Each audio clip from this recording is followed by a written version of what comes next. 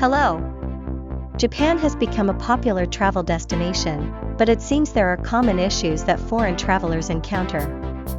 In this video, we will share common problems and their solutions for those visiting Japan for the first time. Get prepared and enjoy your trip to Japan even more.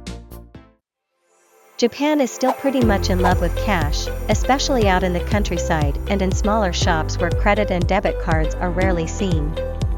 By 2022, the cashless payment ratio climbed to 36%, but that's still low on the global scale.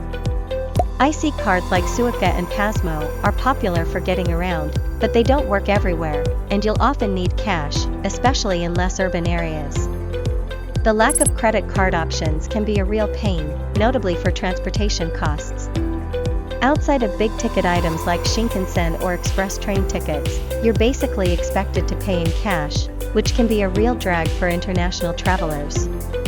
And yes, you'll need cash for entry fees at tourist sites and temples too. So, make sure to hit the ATM before you head out. For anyone visiting Japan, swapping money is a must since cash rules and not everywhere takes cards. Good spots to exchange cash include 7-Eleven ATMs. They're all over the place, open 24/7, and speak multiple languages. You might also want to check out currency exchange specialists like Daikokuya for some sweet rates. Big international chains like Travelix Japan are handy too, as they handle lots of currencies and even let you rack up some miles.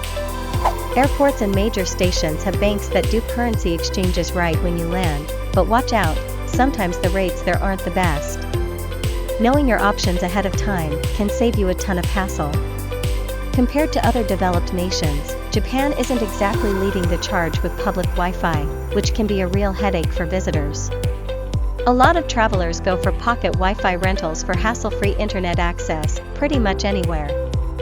Buying a prepaid SIM card at the airport or a big electronics store is another solid choice. Finding free Wi-Fi spots might take some effort, though. Apps like Wi-Fi Map can be a lifesaver in hunting down free connections. It's also smart to have some offline resources ready, just in case the internet gets sketchy. Japan's smoking scene is pretty unique, with strict rules and designated spots that can confuse tourists. It's often tough to find a place to light up. Some areas, like Taito Ward, have tried to make things easier by putting up QR-coded maps for smoking areas geared towards foreigners. More clear rules and better facilities for smokers are slowly but surely making things less stressful for visitors. Plus, Japan's clean air reputation benefits from these strict smoking policies, which is a big plus on the international stage. Finding a trash bin in public spaces in Japan can be like finding a needle in a haystack, thanks to past security concerns leading to fewer bins around. Tourists often end up using bins at convenience stores to ditch their trash.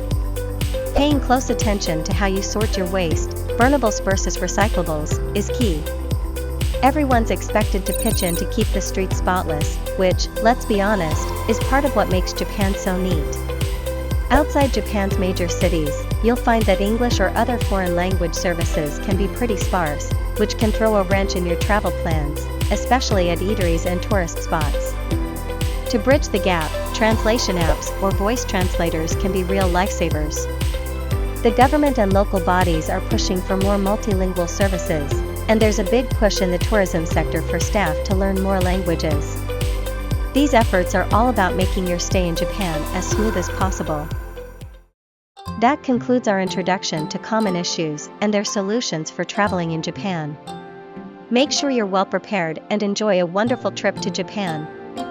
Don't forget to subscribe to the channel and hit the like button. See you in the next video.